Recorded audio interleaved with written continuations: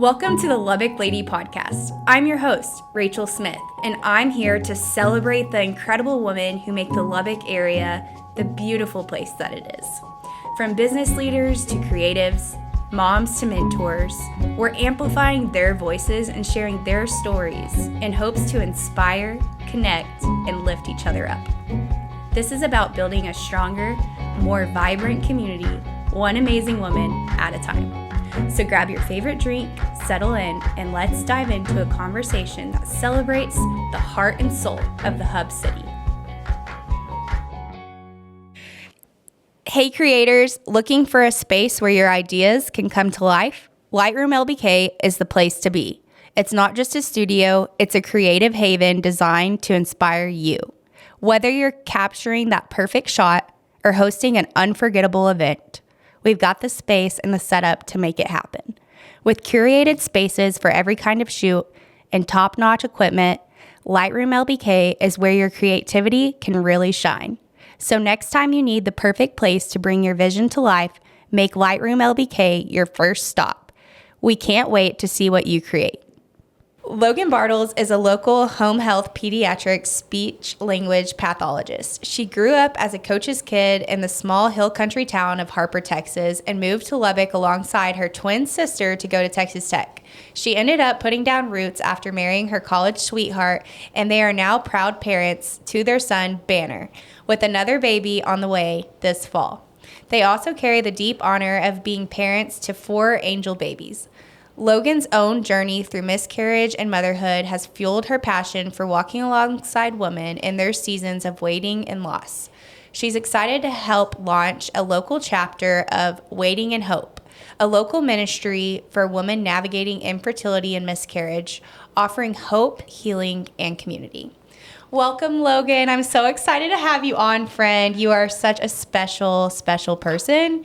I love your heart and I love your demeanor. I think that everyone needs to know you and have you in their life. So I'm excited to just share you with the Lubbock ladies. It's an honor. It's going to be amazing. So can you tell us a little bit about your family right now, who your husband is, what he does, and a little bit about Banner? Yes. So my husband, like I said, college sweetheart. Yes. Mutual friends. Really fun story. I'll tell you about it later. Yeah. But his name is Brendan, and he's a civil engineer here in Lubbock. And my son, I have one son, he's 2, and he's about to be 2 next month. And yeah, he's just the light of my life. And then, like we mentioned, we have lost 4 babies in the span of a year. So it's been a very refining year for me, but I've learned a lot. So I'm glad that I get to share that with everyone. So thank you for the opportunity. We're excited to hear and learn from you. So let's start with your work as a pediatric speech therapist. What does that look like, and what inspired you to pursue that field? Okay, well, it's kind of a long story. Starting from childhood, I kind of just always knew I had a calling to work with kids and to help people, and that kind of matured over time to wanting to serve people in a different community than me and advocate for people who don't really have a voice. And so that kind of, whenever I was looking senior year, what I wanted to major in, I was between pediatric nurse or elementary teacher. And so I don't know why thought I could be a nurse. Because you have a good heart. You want to do anything that helps people. Well, yeah. I don't know. I feel like that fuels me. I just feel really called to it, and I feel like that's where God has given me skills. So anyway, I wanted to pursue that, and so I can't handle blood. I can't either. Whatever. So nursing, I don't even know why. I love taking care of people. I thought about nursing, and then I started thinking about organs and blood, and I was like, oh my gosh, I would faint every day. I love learning about it. Yeah. Oh my gosh, I love medical stuff. I love anatomy. I love all of it. The practical side of it, I can't. So you're like, okay, next. I know. Even put on the back of my graduation card, pursuing a degree in nursing. I don't know. I knew I was going to do teaching anyway. So I spent the first half of my undergrad as an early childhood education major. And then along the way, I kind of discovered some people who were trying to apply to go to the Health Sciences Center for the speech language pathology program. So they have an undergrad program for the second 2 years of your undergrad, and then a grad school program. Yeah. And so I had to hurry up and get all my prereqs because I was already, I had a semester to catch up. Yeah. And so I did that, and then I got in, and I loved it. Loved the classes. The classes are really what inspired me, and because I really enjoyed it. Like, I think it's so cool because it's honestly a mixture of teaching and nursing without all the blood. Yeah, like exactly. I mean, I just still with some spit sometimes with a lisp, but I can handle that. Yeah. So that's kind of how I got here. But now that I'm here, it's just I get to serve really cool people that I would have never met otherwise. So that's so cool. Yeah. So what has been the most rewarding part of like working with children and their families in this job that you have? Yeah, well, rewarding. There's so many things that are rewarding about it, honestly. Or if you have any like specific stories that you're like, I have a lot of stories. I could tell you a lot of stories, but I guess what's so rewarding is that my specific job is really unique because I'm in home health. So, and specifically east side of Lubbock, low SES, I get to go into these people's homes, and I never really know what to expect. And so I get to go in there, and a lot of them live a different life than me. So it's a cool opportunity to get to be the hands and feet of Jesus. Yeah. And get to help offer them the gift of communication, which is essential for life. So it's just super rewarding. And plus I get to see them make a lot of progress. Speech therapy is pretty black and white. Like I take data, I can see progress. So that's really rewarding, and just the relationships that I've made with all these families, and I keep track of them. They send me pictures years later. So it's really fun. So sweet. I love that. So can you share a memorable moment from your work that reminded you why you do what you do? Again, such a good question, but it's so hard because I know. I feel like every patient I have has their own list of memorable moments that I could tell you about. But I will have to spotlight one of my very first kids, and it's really not even a moment. It's like accumulation of moments that kind of got us to where we are. Because I mean, he was not set up for success, from the time his mom was pregnant with him and made questionable choices, and I see that a lot. And so anyway, so whenever I got him, I was just kind of moving out of the language part. So building vocabulary, learning how to say basic, just like words, and then moving into the articulation part. All about it. I know about that. So that's more just about how you pronounce certain sounds. And so he had pretty much every error you could think of, articulation-wise. They're called phonological processes, so it's like a whole system of errors. And you really couldn't understand most of what he was saying. And he was one of those kids, and I was a new baby SLP. I was like, I might have him forever. I don't know if he's ever going to graduate from speech just because there's so much. And, it was just like layers upon layers that you're going to have to like decode. So much working against him. Yeah. But I love him. I love him so much. And he's actually going to graduate. He's going to graduate? Yes. We decided whenever this baby is born that's going to be he's going to graduate. So I know. Oh, my goodness. I know. But the cool part about him is, that, of course, the progress is like amazing. And even just like the fact that I get to be part of that is really cool. But like, he's told me so many times that I'm his best friend, and genuinely, he's like one of my friends too. I mean, I've gotten to see him grow up from the time he was in daycare to second grade. I mean, it's just really cool. And like there was one time when he had a birthday party and invited everyone, and no one came. And so I, like his caregiver, because you get close to them, told me about it and was just crying. And I was like, well, let's have a birthday party the next visit. And so we had a speech birthday party and opened presents. And so it's just really rewarding that I'm able to do stuff like that. Like, again, I get to be the hands and feet of Jesus, and I get to be his best friend if he doesn't have best friends at school, So, it's just really rewarding. And that whole experience is very memorable to me because I just love him. I can speak to that too. Like, you've been helping my son with all of his pronunciation. And like literally every time it's Logan's Day, which is Tuesdays, he gets so excited, and you're just one of his best friends, and he just wants to have you over to our house. And it's just so amazing, not only like the person and spirit you are to these kids, but also like the amazing, like groundbreaking work you're doing in their lives that will like later on play a huge factor in their success. Yeah. So I am so thankful Thank you for so you. much. Well, I love him. him too.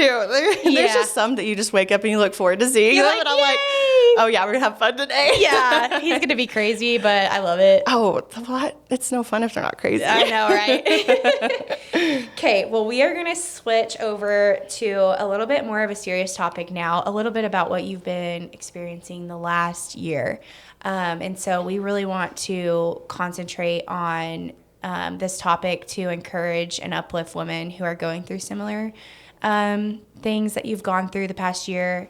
I'm one of the women that you're going to uplift right here in front of you. And so I'm just excited to hear your knowledge and wisdom and get to learn from you today. So you've spoken about your journey to motherhood involving some painful seasons at the beginning of the podcast. What was that part of your story like for you? Okay, well, just to give you a whole background on my journey to motherhood, which honestly, I mean, my son is almost 2. So I've lived a lot of life in the last 2 years. But to start from the beginning with Banner, we were just like, hey, let's try to get pregnant. And then about as easy as it gets, got pregnant. And so, and it was like a good pregnancy, good labor, good delivery, healthy baby, you know. And I was like, man, I could have like 12 kids. This is awesome. Yeah, you know? You're like, wow. I know. I almost felt guilty about it because I had a lot of friends who have been struggling. And I'm like, man, like, I don't know. It's not fair. Like, why me? Yeah, like, why and it's not like I wanted bad things to happen to me, but I was just like, I'm sorry. I wish this could be the way. Oh gosh, I felt empathy, but I didn't have the understanding that I would later get. Yeah. So I thought, that would be the case for our second baby. And so I was 8 months postpartum with Banner. We were not even thinking about having a baby. One. I mean, Banner, he was a handful already at that point. And so, 8 months postpartum, I was like, let me take a pregnancy test because, things are kind of checking out. And so I did, and it was positive, and I was in shock. You're like, okay, here comes these 12 children faster than I thought. I guess I am going to have 12 children. I'm going to have a TV show. Yeah. But, so I was like, oh, this is kind of scary. And then Brendan was scared, but, very quickly it sinks in. The more you talk about it, the more you think about it. I bought Banner a Big Brother shirt. We took pictures and I was thinking, oh, they're going to be so close. They're going to play all the sports together in high school. You just start imagining. Yeah, you picture your entire life, literally your entire life. I was like, oh, another wedding to plan. Like, I jumped there immediately because I was just excited. Like, what else do you do? Yeah, and I felt so blessed again. I was like, wow, like, I can't thank you, God, for making this like so easy, because again, I know it's not something that's easy for everybody. Yeah. And so whenever we experienced that loss, that was the first time I'd experienced that kind of loss. It's just different. Yeah. It's different than losing your dog or your great grandma or something. It's just different, and you have to learn how to navigate it differently without like putting shame on yourself too, I feel like. That's what you do immediately. Yeah. Because you blame yourself, naturally blame yourself, because who else is there to blame? And I didn't want to blame God. I was like, well, I wasn't planning, so I wasn't eating the best. I've been depleted because 8 months postpartum, I'm not sleeping, So of course I just went through that rabbit hole, and I was like, it's my fault. And so we took a break. We were like, we weren't even trying, but we were like, we are really not going to try. Trying not to get pregnant now. We are trying not to try. Yeah. Yeah, and so we did that for like a few months, and then we're like, okay, are we healed mentally, physically, emotionally, spiritually? Like, are we good to go? And we're like, okay, yeah, let's do this. And so we ended up trying, and honestly, like, it happened kind of fast again. Not as fast as the other ones, but like relatively quickly. Yeah. And so I was like, okay, like, this is it. Of course, pregnancy after loss is a whole different thing, and you have it in the back of your mind that it might happen, but also the statistics. Miscarriage happens 1 in 4 pregnancies. Like, a lot of people think it's 1 in 4 people. No, it's 1 in every 4 pregnancies. So it's even more relevant than you think. But I was like, okay, I've had my one. I'm done. It's not going to happen. Like, I looked, I was like, the statistics go way down for this to happen again. And so, I went ahead and we told all our close friends, took the cute videos and stuff, and we got a midwife, and we were like, this is going to be good. And anyway, so then we lost that baby. And how many weeks along were you? I was like 7 weeks along at that point. So it was, the first one we lost pretty fast, like pretty fast. It was like right after the point of like a chemical miscarriage. But anyway, so this one, I don't know, I just have more hope because you've been pregnant a few weeks at this point, and so you're like, oh yeah, like we're fine. And you know, with history with Banner, I was like, okay, we got to this point, we're good. And you know, I'd already planned everything because I'm quite the planner. Yes, you and are. The researcher. Yes. And, but anyway, so it was right after the midwife appointment, and I came home and I was not feeling good, and I was like, this cannot be happening again. But I knew that it was happening again, and so it did. And at that point, I was just like crushed. I'm like, okay, one time, like my doctor even said, it's a fluke, whatever, like don't even worry about it. But 2 times, there's a problem, and it's probably with me. And so I went into fixer mode because I was like, I can't survive this again. I can't, because what it feels like is your body is a coffin, and I don't, and I'm like, my body can't kill another one of my babies. That's how I felt. And I know that's kind of extreme, but we go there as women. Yes. Yeah. And so I went to acupuncture and all these different things and tested all my hormones. And I mean, my hormones were a little unbalanced, whatever, but there was nothing like no thyroid, nothing that you would like normally think. But every time my progesterone was pretty low. So we're like, okay, the next time we'll just do the oral or suppository or whatever. Yeah. And so anyway, and also during that time, I had to really learn how to wrestle with God kind of and biblically lament, because if you don't do it biblically, then you're just going to be mad at him and you might turn away from him and you might not draw near to him, which, I mean, I never thought I would get to that place, but I was like, you were tempted to, it would be easier to just like be mad at you and not talk to you and just like have someone else to blame other than myself. So anyway, healed from that. And then we're like, okay, let's try again. This can't happen again. It happened again. And this was after doing acupuncture every week and taking your hormones. Oh my goodness, tracking everything. Progesterone. Yes, everything. And then it happened a third time. And then I scheduled an appointment with a fertility specialist, and we hadn't actually started or done anything. And I had also started with, I guess it's also like a fertility specialist, but she's functional health. Amy, she's amazing. Yeah. And she started me on like this diet and supplement plan. I was feeling good. I was like, man, I got energy. So she was like healing my minerals and electrolytes and like reducing toxins and doing all this stuff. I'm like, okay, this is awesome. You're like, I need this no matter what. Yeah. So then I got pregnant with that baby. Yeah. And I was like, surely not. And then it happens again. And I'm just like, at that point, I remember being in my room and just crying, like screaming at God. And I've just never done that before. And again, never thought I'd get to that point, but I did. And I remember specifically telling him, I was like, I do not have the strength anymore. I've done everything I can humanly do. So I will have to find my strength in depending on you. And so that's what I'm going to do. I give you all control over this because it's too much for me. I can't bear it anymore. Like, I know you say to lay like my burdens down at your feet. And so that's what I'm doing. Yeah. I'm not going to try anymore. I'm not going to secretly track anything. Like, we're going to live our life. Maybe I'll lose some weight. Like, I was like, let's look for some other goals that I can do. Yeah, like something else just to get my mind off this. It was consuming me. Yeah. It's all I thought about was getting pregnant and staying pregnant. And so, you know, a few weeks later, I got pregnant again. And it was quite the surprise, but not the surprise to God. But it was to me. And I was like, okay, well, at this point, I don't know what to expect. And so I'm just like, still, you are in control. I'm depending on you. Whatever, like, honestly, your will be done. And so we were already like starting with the fertility specialist. They had taken my blood, but they hadn't even really done anything. So I called them and I was like, hey, can you check my HCG and progesterone? And we had known my progesterone was low with the other ones. So they did it. And I still remember I was in a visit and they gave me a call and they were like, so you are pregnant, but like, I mean, the numbers are very low. Like, I wouldn't expect, like, don't expect, I mean, you can be hopeful, but don't expect to really keep this one. And they're like, but if you come into the office really fast, we can give you these progesterone injections, which is a shot about this big, oil, birds. And they're like, have your husband just stick it in you every single day, and hopefully that your body will respond to that progesterone.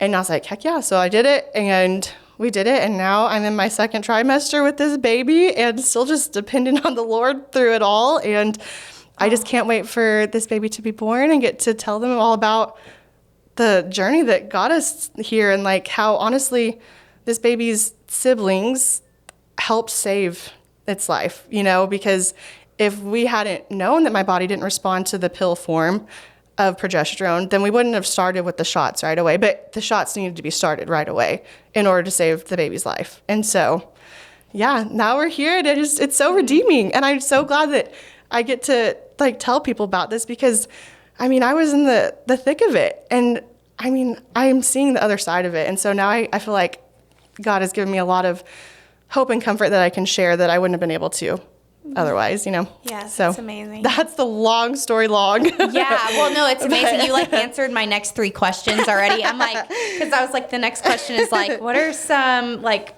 you know, things that helped you get through these experiences? And I'm like, honestly, I feel like you were saying like, you planned. And it's like, nothing could really help you. Nothing you could do or you could practice or implement in your life could help you overcome the sadness and like harsh reality of the situation. Yeah. You had to come to a point of like giving up yourself and coming to Completely. the cross and like saying, God, okay, like Yeah. I have like literally done everything I can do. Rachel. Everything. And I give it to you. Like, I'm done. Yeah. I am going to start working on other things or goals or whatever you have for me, Lord, but not this. Like, I'm done. And it's like, it took that to really bring you to a point of like fully trusting him. Mm-hmm. And also like, I know you're a woman of faith, so I don't want you to feel like you weren't being a woman in faith in those other moments. Like, I don't want you to discount yourself to the point of like, I wasn't being faithful here, and here. Mm-hmm. And so then I had to come to this place where I was on my knees and screaming at God, to where then I was faithful enough to have this. Yeah. Like, I don't agree with that. I don't believe that. I think you were faithful enough, and I think you did everything you did because you're such a nurturing, loving mother. Mm-hmm. And you loved those babies with everything you had. Yeah. But I do think what you said, like, you went through all that so that this one, you know, you knew what to do with this God one. has big plans for this baby. I just already know it. Oh my goodness. What is he already telling you? Like over this baby's life? Yeah, I'm like, we can't say gender yet because we don't know, but yeah. Well, maybe I know. Okay. But yeah, I don't know. We won't tell the world. I just feel like the Lord has refined me as a mother, honestly, through this, and just the hope that he's given me, because I didn't really understand hope all that much. I'm like, of course, we hope in Jesus. We put our hope in Jesus Christ. That's what it is. And yeah. And that, you know, because I've been a believer my whole entire life. And so, but this has really taught me that hope is about who you put it in.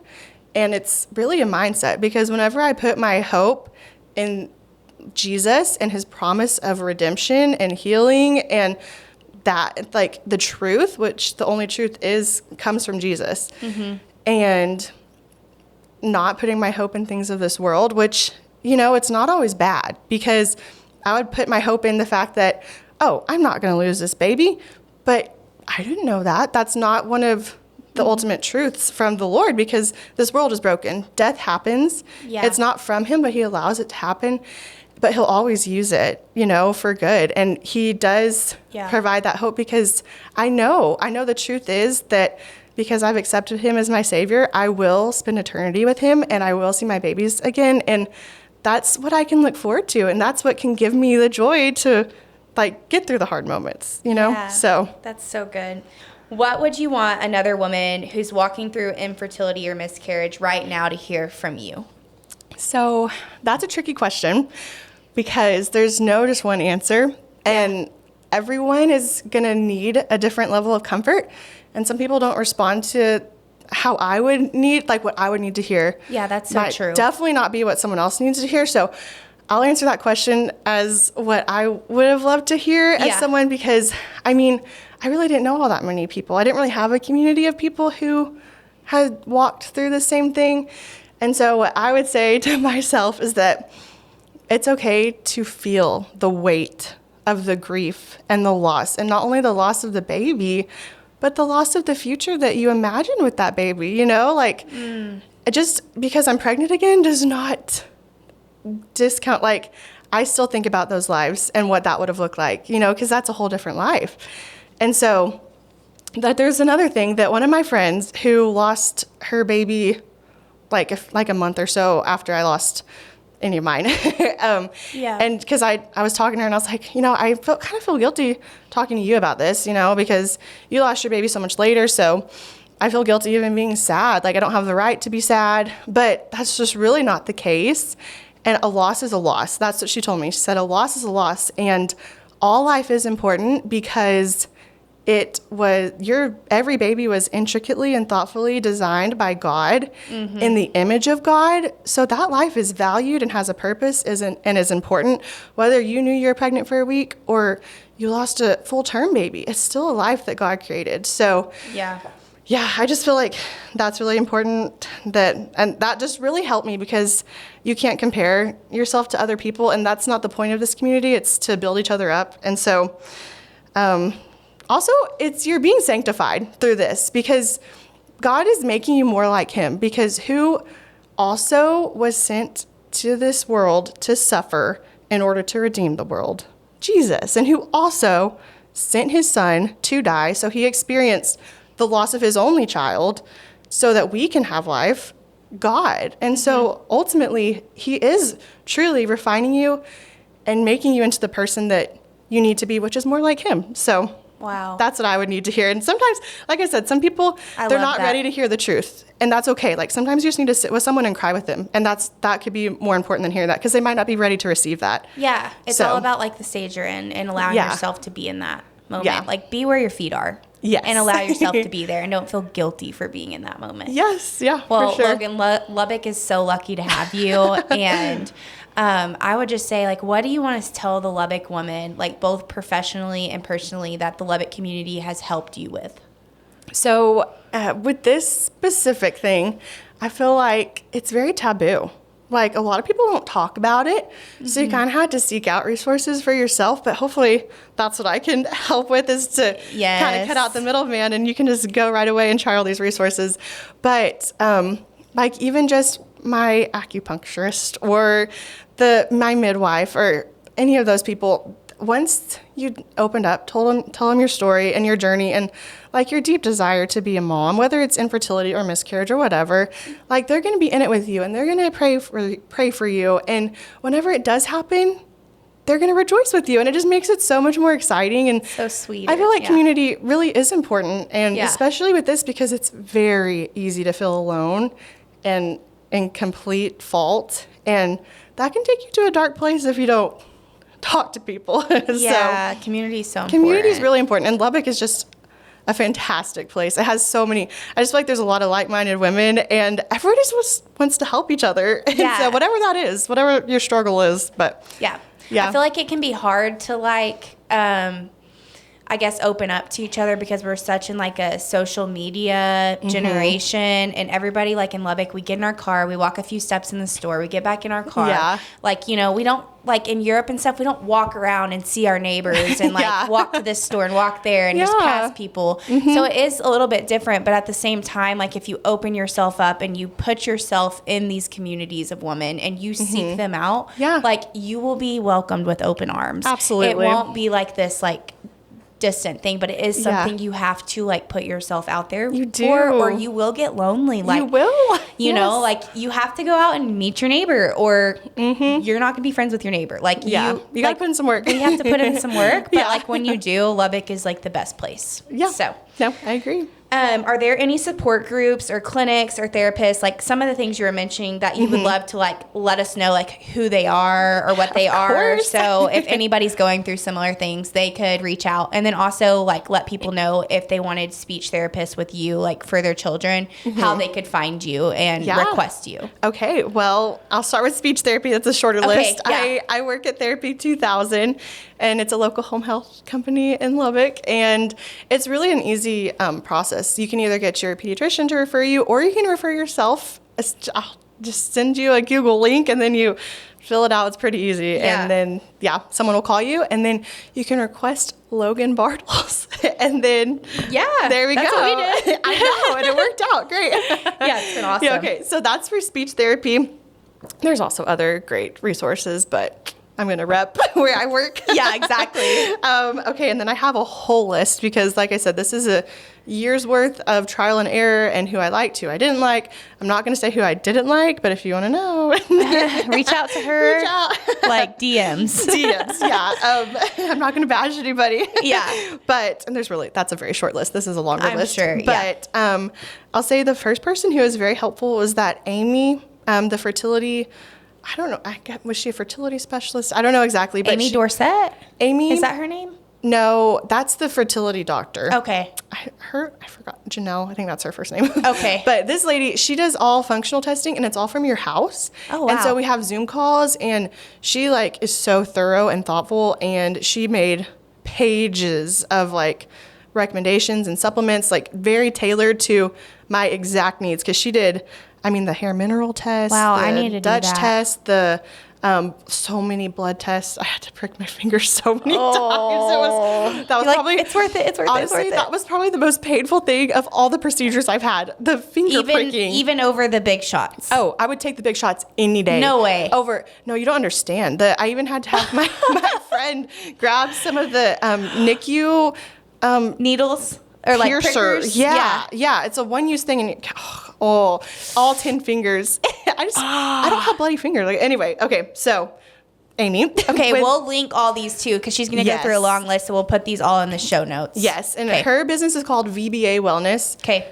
I think Amy.VBA Wellness is her Instagram. Okay. Okay, and then the chiropractor I went to is Alana Patel at Wisdom and Truth, and I didn't even really get adjusted. She recommended lots of things, they do light therapy and all these cool things, but I just did the acupuncture, which I hate needles, and the last year has been nothing but needles, but it's okay. And so I did the fertility acupuncture, and then she was also just really kind in the whole process, and always just kind of checked up on me. You just love getting to be around her. Yeah, she was, I hated sitting there for an hour with needles, and I couldn't move anyway, but other than that, it was great. Yeah. Okay, and then there's Restorative Wellness, and she does assisted lymphatic therapy. Wow. Yeah, it's so cool. So, lymphatic massages. Uh-huh. Well, this one is with these, they look like Edison light bulbs, and they use static electricity, and and she does a whole lymphatic massage, and it's crazy. I need to go do that. No, you do. And so it I don't know all this stuff, but it moves all the toxins out, and it can help with your immunity. And she said it's great for postpartum. So after I have this baby, I'm going hitting straight her to it up. because I only used her one time, and then I was pregnant 2 weeks later. So coincidence, maybe. maybe the shots, but also maybe what she did. Yeah, and you can't do it while you're pregnant. So I'm I'll just have to wait a few months, but that's okay. Okay, and then Dr. Dorsett, she's with the fertility specialist of Lubbock, and even though they didn't help me get pregnant, because I never really got to that point with them, I had to literally ask, hey, what was my blood results, by the way, because I got pregnant before they even could have an initial consultation kind of thing. Yeah. But they have been so great. Once I was pregnant, they've monitored. I've gotten my blood checked every single week for the whole first trimester. They've done lots of ultrasounds, make sure everything is okay. And ultimately, they're the ones that saved this baby, because they were we're about to close, but come on, we have a few extra needles and medicine, so come get the progesterone. So wow. And they're just very sweet. So highly recommend them. I know a lot of people recommend Dr. Phi. I actually had an appointment. I scheduled an appointment, and my appointment is going to be about a month after this baby is born. Oh my gosh. It's a long wait. It was over a year wait. I'm in with Dr. Phi right now. Oh, she's angelic. I love her. Yeah, definitely a different bedside manner. but this lady works, and I called them. I was like, hey, what's the wait time? And they're like, you want to come in tomorrow? And I was like, you're like, yes, I do. This is my type of doctor right here. Exactly. Yeah. Okay, so her, and then now I'm going to talk about some podcasts and just ministries. Yes. So have you heard of the Hope Mommies? No. Okay. So I won't go into the whole spiel, but you can look it up. They're a really cool ministry, and they have lots of chapters all around I think Texas, maybe they're even further than that, but they make these Hope Mommy boxes. And so after and it goes to mothers who have gone through a loss of any kind. Like it could be early miscarriage to infant loss, or if you just lost a baby. And so they, at my midwife, after I had the miscarriage, they gave me a Hope Mommy's box, and it's full of like so many, like a handwritten letter from someone in the local chapter, and like a cup, candle, this book called Heaven, which I really liked, and it's just very encouraging and just like, I don't know, it's good for your soul. Yeah. And so, yeah, that's a really cool, and they have a really good podcast that when I didn't really have anyone else to talk to about it, I just listened to them and it felt like I was talking to a friend. Yeah. So I recommend their podcast. They just kind of like have a lot of guests who come on with their own stories of their hope babies. That's what they call them. Yeah. And then the last one is Waiting in Hope. So I'm really excited about this one. Yes. Tell us all about it. Yeah. So Waiting in Hope, there's a book, and they have a podcast, and they also have this like support group Bible study combo. And there's not one in Lubbock, unfortunately, but there will be in the fall. So I really, God placed it on my heart. I was looking I was just seeking that community, and I had a lot of really great people to talk to, but I was like, I need like not just someone to talk to me about it. I need a Bible study that is dedicated to helping me walk through this, because I wasn't doing the best on my own. And so they have a Bible study, and I was like, there's lots of Bible studies and lots of support groups, but there's just not one that's a combination like I really needed. And you know, there's the Hope Mommies ministry, but I was like, I just kind of need something different. And so I looked all over the area, and I was willing to drive. I was like, I really feel like I need this. And so there wasn't one. So I reached out to our women's ministry leader at my church at First Baptist Lubbock. And I was like, because I also reached out to the Waiting in Hope ministry people, and they gave me all the information. And so, yeah, one thing led to another, and we're gonna start a chapter in the fall. Wow. Yes, me and my friend Hannah Parr, who has also experienced a miscarriage, we're gonna help lead that. And so we want to invite everyone, and it's not just for First Baptist. We're just gonna be the like home of the chapter. Yeah. And so it's really for the entire like city of Lubbock, surrounding areas, whoever wants to come. So we're trying to figure out how to get it out there and like who to tell. But I feel like this is a great place. So So how would people sign up for that? What does the cost look like, et cetera, et cetera? Yeah. So in August, we're going to probably open up, August 1st, we're going to open up the signups, and the cost is really free. I don't know yet if it's, because there's like a book, like a Bible study book. So I feel like the only cost would be paying for the book, and I'm still not sure if we're going to even cover that cost or not either. So more details. Yeah, later.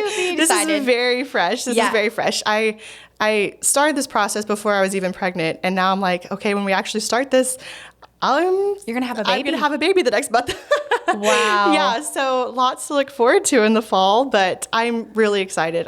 I just think it's cool because they also train the church leaders on how to approach and comfort women who've gone through that. And I mean, we need some help, because as Christians, we want to be like, we want to offer support and kindness, but when you haven't gone through it, it's kind of hard, and you don't want to say the wrong thing. You don't want to step across a certain boundary and feel like Yeah, even me. I've gone through it 4 times, and when someone's gone through a loss, I'm like, I don't want to say the wrong thing. I don't know what to do. I don't know what to give you. I don't know. And so they do a whole training for that. And I think it's just a really unreached population and a very needed ministry in all of Lubbock, because it really doesn't exist, honestly. So where's, like, when you were doing your research, what's the closest one to Lubbock? Oh gosh, like Houston. Oh my gosh. So there's not even one in Dallas? I don't think so. I think Houston is, like, that's where I started, was in Houston, but they are starting to pop up all over the country. Oh, so amazing. Yeah. I love that you get to be such a, like, integral part of this. I'm and, just like, so coming excited. to Lubbock, like, wow. I don't know. God puts us through things so that we can then go and, like, minister to others and be there for others. And, absolutely. Like, what a cool testimony you're going to get to live out. And I just have to put purpose to it, because, like, if I just lived with that, just the weight of it, and feel like, not that their lives are for nothing, but I'm like, God created you for a purpose, and I'm going to find that purpose. And so I just feel like he's leading me to just open the door to other people. So I love that. I've always seen you in some sort of ministry too. So I feel like this is the perfect, I feel like this is the perfect avenue for that. I'm a little nervous. I don't know. I haven't really you're going to be done a lot. Amazing. But yeah. Well, thank you so much for coming on and opening up and sharing like where you are now, what you've been through, about your career, about your family now. Like, we just love you so much. Oh, thank you. And we are so thankful that you opened up to all of us Lubbock ladies, so we could just learn something from your journey. And I'm excited to see what Waiting in Hope is. We might have to have you back on just to talk about Waiting in Hope when I know more about it. What's going on there. Yeah, exactly. But do you have one last like encouraging word that you would like to give the audience? Oh man, I feel like the whole theme is hope. And so I just want to say that it's okay to feel hopeless and still have hope, if that makes sense. Yeah, because completely. It's a mindset, and it's just like fully depending on the Lord to just like in all your ways acknowledge him and he'll make your path straight. That's just like been a word on my heart. And so just lean into that and trust him. And, you know, he works all things for good. He really does. And you might not see it in the moment, but it does happen. And he's going to redeem whatever you're going through. So just be encouraged and lean on him and be near to him. So good. Thank you so much for just coming on and being vulnerable and being willing to share. Well, thank you for the opportunity. I don't really it's not something you really just chat with someone about casually. I know. So it's been cool to kind of share about it to someone other than my husband. Yeah. Okay, well, awesome. Thank you so much. Yes, well, thank you. Thanks for joining us on the Lubbock Lady Podcast. I hope today's conversation left you inspired by the incredible work and passion of women in our community. By sharing these stories, we're not just celebrating them, we're lifting each other up and building something powerful together. If you enjoyed this episode, please share it, leave a review, or follow the show so we can amplify more voices and spread the impact. Until next time, keep shining and making Lubbock proud.